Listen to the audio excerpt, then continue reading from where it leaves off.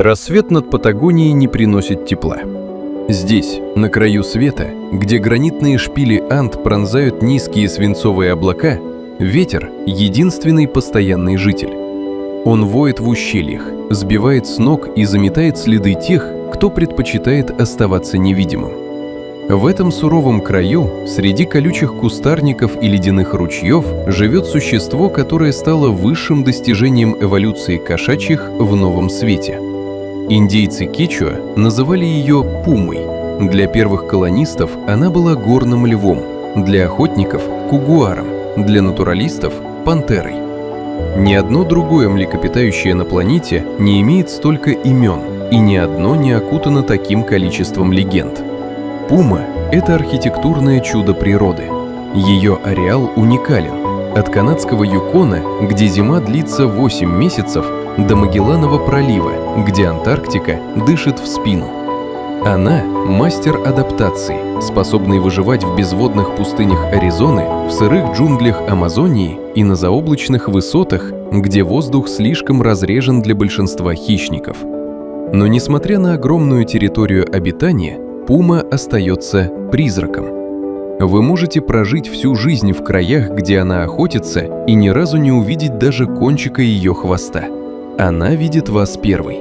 Она всегда видит вас первой, изучая ваши движения из густой тени или с высокого скалистого карниза. Это не просто кошка, это живая связь между прошлым и будущим дикой природы Америки. В то время как саблезубые тигры и американские львы вымерли в конце ледникового периода, пума выстояла. Она оказалась достаточно гибкой, достаточно скрытной и достаточно расчетливой, чтобы пережить глобальные катаклизмы и приход человека. Сегодня она снова выходит на тропу войны и выживания, напоминая нам о том, что дикий мир не покорен, он просто затаился.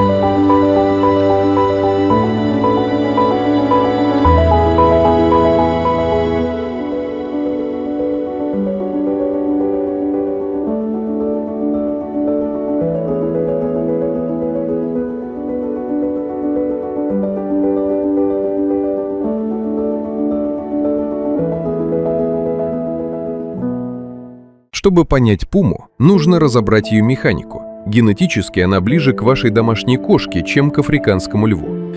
Она не умеет рычать. Строение ее гортани позволяет ей лишь мурлыкать, шипеть и издавать леденящие душу крики, похожие на человеческие. Но на этом сходство с домашним питомцем заканчивается. Пума – это 100 килограммов чистых мышц, упакованных в обтекаемое тело песочного цвета. Ее секрет скрыт в задних лапах. Они пропорционально длиннее и мощнее, чем у любой другой кошки в мире. Это превращает пуму в живую катапульту. Она способна совершить вертикальный прыжок на высоту 5,5 метров. Это уровень 2-го этажа. В длину она пролетает 12 метров, преодолевая пропасти и овраги одним легким движением. Когда пума бежит, кажется, что она плывет над землей, едва касаясь ее подушечками лап. Глаза пумы – это сложные оптические приборы.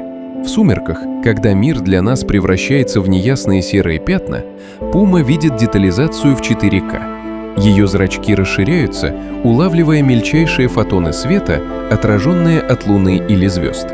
а слух позволяет ей слышать ультразвуковые писки грызунов под толщей снега или шорох листьев за сотни метров. Каждый элемент ее тела заточен под одну цель – незаметное сближение. Когти, острые как бритвы, полностью втягиваются в мягкие подушечки, что позволяет ей подкрадываться к жертве абсолютно бесшумно, даже по сухой листве. Она – идеальное воплощение принципа «минимум шума, максимум результата».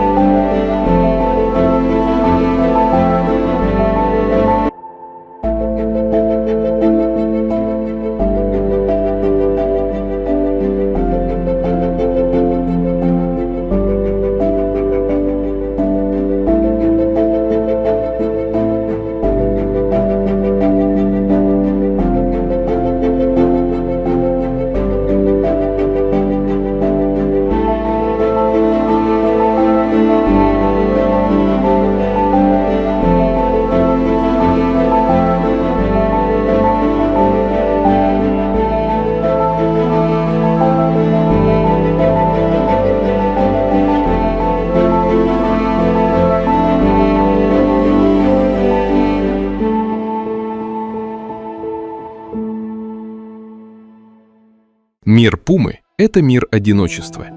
В отличие от львов, живущих прайдами, или волков, работающих в стае, пума – убежденный индивидуалист. Ее владение – это огромная территория, площадь которой может достигать 500 квадратных километров. Для самца это личная империя, которую он патрулирует с неумолимой регулярностью.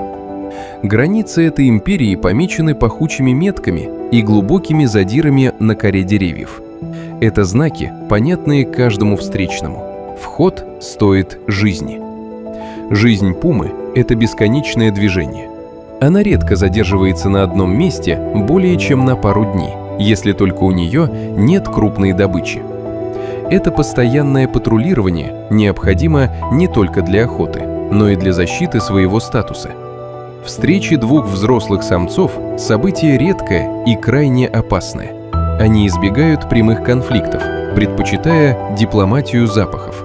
Но если один решает бросить вызов другому, битва будет тихой и смертоносной. В этой одинокой жизни есть своя суровая логика. Ресурсов в горах или пустынях немного, и один хищник такого размера – это максимум, что может прокормить экосистема на большой площади. Пума – это регулятор, который держит свою территорию в тонусе. Она знает каждую тропу, каждый грот, каждый источник воды. Она живет в ритме земли, на которой охотится, становясь ее продолжением. Одиночество для нее не бремя, а стратегия, позволяющая оставаться неуловимой и независимой от социальных драм, которые часто губят других стайных хищников.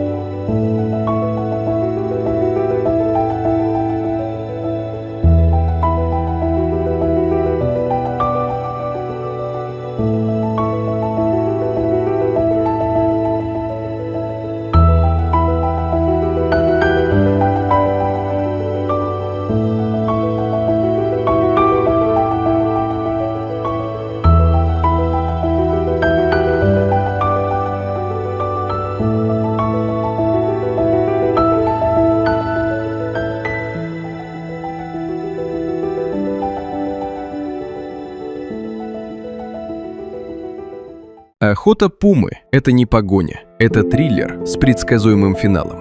В горах Вайоминга или в степях Патагонии ее главной целью становятся крупные копытные – олени, лоси или гуанако. Но пума не будет бежать за оленем километр, изматывая его. Она слишком дорожит своей энергией. Ее метод – засада.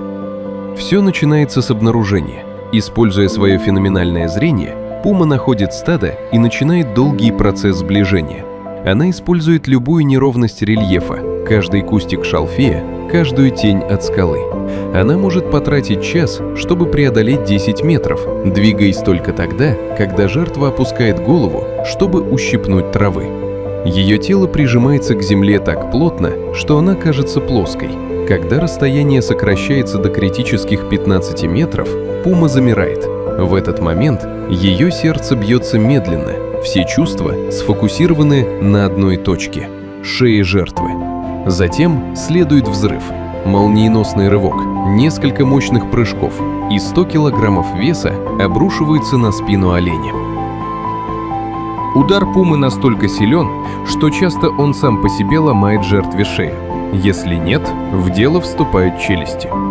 Пума кусает не в горло, как лев, а в основании черепа или в шейные позвонки, мгновенно парализуя добычу.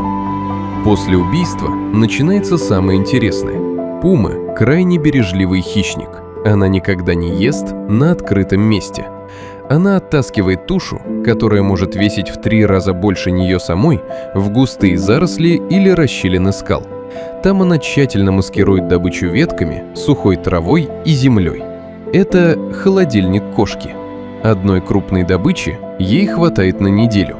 Она будет возвращаться к этому месту снова и снова, аккуратно подкрепляясь и каждый раз заново перепрятывая остатки. Это поведение спасает ее от нахлебников, медведей и койотов, которые всегда готовы украсть чужой обед.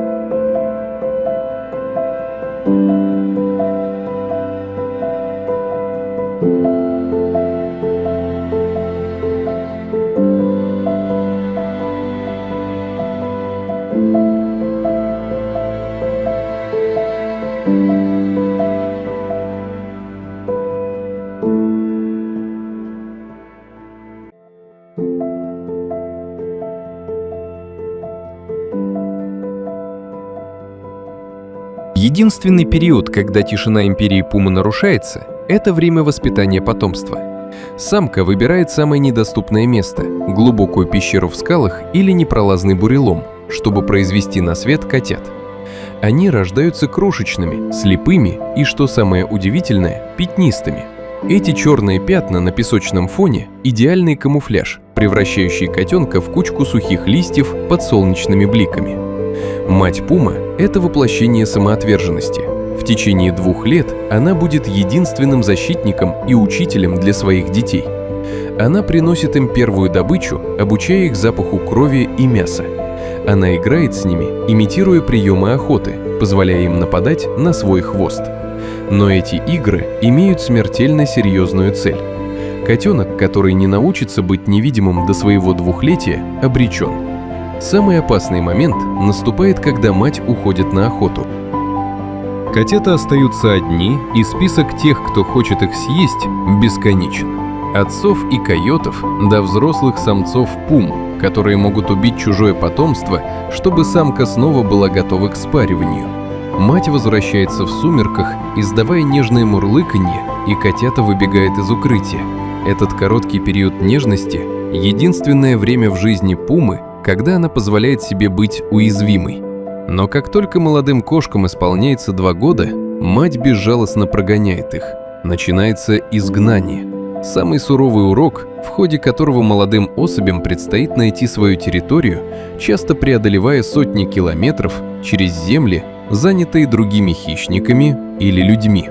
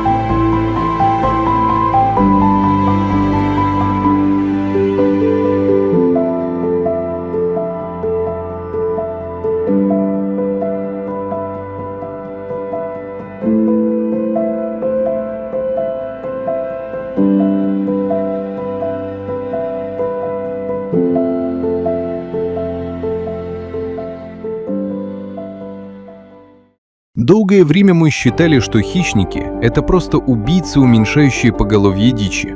Но современные исследования показывают, что пума — это экосистемный инженер. Ее влияние на природу гораздо глубже, чем просто контроль численности оленей. Благодаря своей привычке прятать еду и не доедать ее до конца, пума кормит целую армию существ. Биологи зафиксировали более 200 видов животных, которые зависят от остатков трапез пумы. Жуки-мертвоеды, грифы, орлы, лисицы, даже медведи-гризли регулярно проверяют заначки горного льва. Но влияние пумы идет еще дальше. Регулируя численность копытных, она предотвращает чрезмерное выедание растительности у берегов рек. Там, где есть пума, ивы и тополя растут гуще, что привлекает бобров. Бобры строят плотины, создавая заводи для рыб и перелетных птиц. Таким образом, пума незримо управляет ландшафтом. Она создает баланс, при котором жизнь процветает на всех уровнях. В тех регионах, где человек истребил пум, природа начала деградировать. Олени съедали все подчистую, реки мелели, исчезали певчие птицы. Возвращение пумы – это возвращение здоровья всей экосистеме. Она не враг жизни, а ее строгий и справедливый опекун, следящий за тем, чтобы ни один вид не стал слишком многочисленным и дерзким.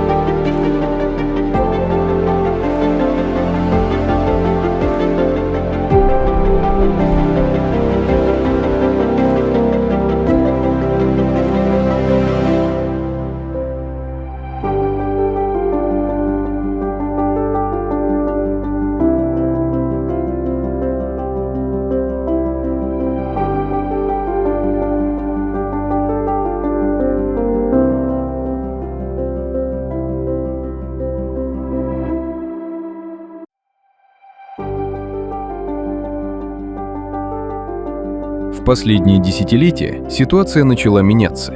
Человек все глубже проникает в дикие земли, застраивая склоны гор виллами и прокладывая хайвеи через миграционные пути. Но пума, в отличие от многих других видов, не отступила, она приспособилась. Сегодня камеры видеонаблюдения в Лос-Анджелесе или Болдере все чаще фиксируют грациозную кошку, перепрыгивающую через садовый забор или пьющую воду из бассейна. Это соседство рождает страх. Человек, привыкший чувствовать себя хозяином планеты, ощущает первобытный трепет, понимая, что в 50 метрах от его детской площадки затаился зверь, способный убить лося.